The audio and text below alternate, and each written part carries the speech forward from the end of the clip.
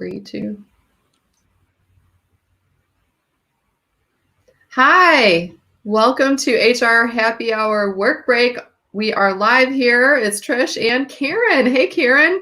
Hi, how are you? I'm good. How are you? I'm good. It's Friday. It is Friday. Happy Friday. Happy Friday. Finally. It's nice. I know. Thanks for coming on the work break. You haven't been on for a couple weeks. Have you missed me? I have. Yes. I must say I liked the after work break yesterday. That was a lot of fun. Wasn't that fun? Yeah, I enjoyed that. It was a busy day though. I was frustrated because I do like to take a break even if it's at 4 in the afternoon, and that one was a little bit later, but I guess there are worse things to have happen than being busy, right? So That's true. yeah, it was good. So listen, I'm glad you're on the work break. You haven't been on for a couple weeks. For anybody who's not familiar with you, you not only work with me at H3HR as a learning analyst and as our business manager, but you are also my sister. I am. Surprise there. Surprise, surprise. I know, people think we look alike. We don't, but yeah, people Not think at all. I know. So anyway, no, I'm glad you liked yesterday's work break, but today, the reason I'm wanting to take a work break early, look at me, I'm wagging my pen at you, is because I just got off the, I was going to say the phone, it wasn't the phone, video chat. I recorded a keynote with ADP. So that was really fun. I did it for their ambassador program. So I had a good time with that. But what I was going to ask you about is if you've heard of this thing that I mentioned in my presentation, and it is called Paro, P-A-R-O, and it is an automated seal, like a pet seal, right? So it's a robot, but it's actually has all these sensors and behaviors built in, but it can learn the behavior of the person. And so they were designed in Japan and then moved into Europe, and now they're in the States, but designed primarily for like elderly patients who are either maybe not getting interaction or having difficulty with interaction. And so they can hold it and pet it and love on it, and it starts responding. And the reason I was going to ask you if you'd heard of something like that, because when our grandmother had Alzheimer's, we would get her stuffed animals and like, what were those things called? The stuffed animals that move? Do you remember? I don't remember, but yeah, I mean, she loved them. She absolutely loved them. Yeah, and she thought they were like her babies, right? And so, but of course they weren't responding to her. So now it's much more commonplace, I guess, to be able to get, and they're a little pricey because it is a, an artificially intelligent robot. Yeah, but to watch it with the patients, it was amazing to see these people interacting. And now they're starting, you can use it for, children maybe who have different difficulties or issues, but it responds to you and it learns. It said if you pet it if it makes a certain noise and you pet it, well, then it knows make that noise more because you're going to get positive reinforcement, right? So I really like that idea. Isn't that great? Locally, I think it was up in around Belleville. There's a group of people, it's a group of ladies that are collecting dolls who are kind of doing that same thing that, we used to share stuffed animals at the nursing home. But they're bringing baby dolls. They dress them all up. They put them in a pink or blue blanket, and they actually introduce them as this is your baby, like this is your newborn. This is your baby. And it is amazing how mostly women, but it is amazing to see how they respond to them. These people who can't remember who they are, can't remember who family members are, have that innate ability to mother this little baby. And how cool that would be that if they were interactive. I love it. I like that. Yeah, I feel like that's becoming, and the reason I feel it's becoming more mainstream, maybe more affordable, as AI and machine learning progresses into the workplace, obviously, but also as a consumer, I think that's really, it's exciting news, That is exciting news. I mean, I can think of so many ways, even in the classroom.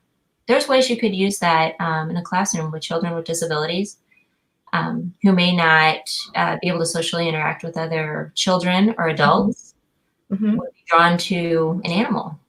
Absolutely. You know what? I mean, we've done on the HR Happy Hour, we've done a number of shows lately on, autism and hiring people who are autistic or visually impaired or hearing impaired, for example. I mean, if you think about having robots in the workplace, even Yeah. or at times of pandemic, people are very stressed and having mental well-being issues, and if there were, therapeutic robots in your office, in your workplace, when people go back, is that something that they would use to feel comforted? And, um, I think you're right. I think you'd use it for learning. Also, learning in the workplace, you could have them. Mhm. Oh, There's something about being tactile that helps your brain remember something. there is. I mean, there's so many different ways that your brain can learn, different ways that people enjoy learning and how you remember things, but interaction is one of them.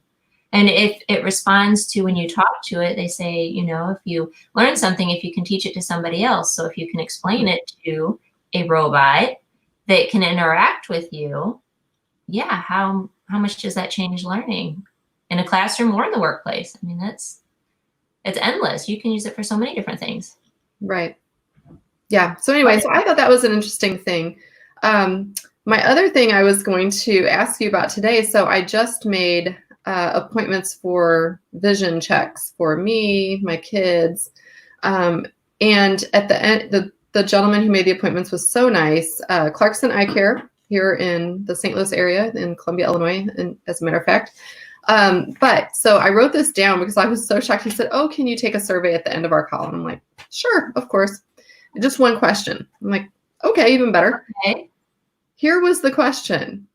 Would you hire the person who just helped you? I love it. Is that different or what? I love that. I've never seen one like that. Oh, it says, would you hire them for a customer service job? That's what it was. Would you hire them? Interesting, right? So a total consumer experience had nothing to do with hiring jobs.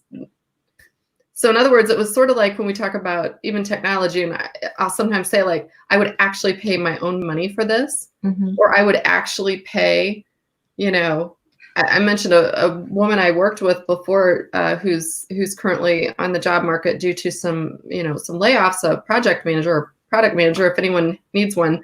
But I said the thing, it's like, if you would spend your own money, would you hire this person? I thought that was a phenomenal question. That is an ideal question to put on there. I've never seen that on any. I mean, I've taken plenty of those surveys, and they're usually not one question, which, first of all, kudos for that. Yeah. One question, anybody can do that. When they tell you it's going to take 15 minutes of your time, No. I really have to have an opinion, and quite honestly, it's usually a negative opinion if I'm going to take that 15 minutes. Right. It's not for an overall positive experience, but one question, yeah, you're going to get answers to that. And what better question to ask? I was kind of wondering what that would be. I love it. I wonder too. I mean, obviously, you're a learning analyst, and your background is, of course, in brain-based learning strategies. So, is that something that you think, like, if you think about doing a training course, for example, having one question like that, would you hire this trainer? Would you buy this training course if it were your own money? Right. I don't know. I think it speaks volumes because you're going to get the real answer, how someone personally feels. Yeah. Even if you're not in a spot to hire, it doesn't matter what position you hold, the company that you work for, you're going to answer that question personally. Like, Right. If I had this company, would I want them? Would I want them as a teammate? I mean, yeah, absolutely. But I wonder, I guess that they know that that's coming, that that's the question that's coming. I guess. So Interesting. Maybe when I go for my appointment, I'll ask that question. I'll see if they know about it, or what. I'll ask what the feedback is. That's the other thing. Is it always the same question, or is it different? Or is there a rotating? Yeah. Questions to figure out. But I mean, that gives you a lot.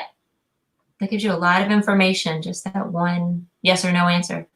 It really does. It reminds me of back when, employee engagement surveys were kind of coming into being, and it was always the money question. You could ask any question you want, but the money question is, are you proud to work here? Like, would you tell your friends to work here?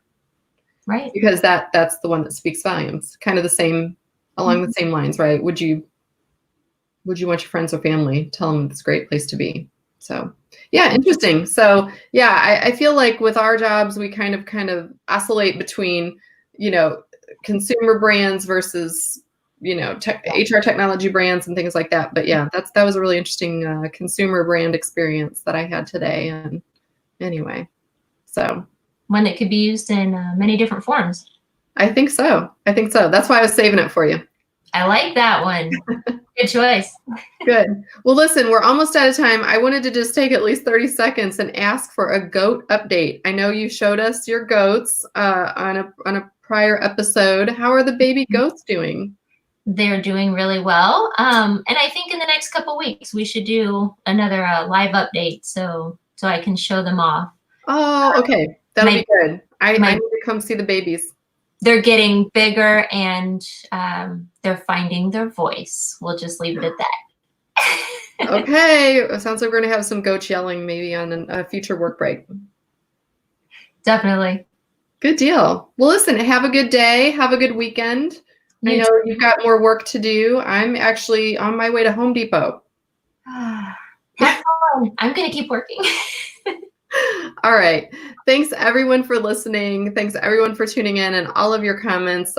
Keep them coming. I love to get your ideas and hear about what you're up to and hear your reactions to what we talk about. So I guess today, maybe the question for everyone, tweet me, is, if you could only ask one question, one customer service type question, what would it be? Or would it be that one? Would you spend your own money to hire this person? Love to hear it. So thanks, Karen. Have a good weekend. Thanks. Bye-bye. Bye, everyone.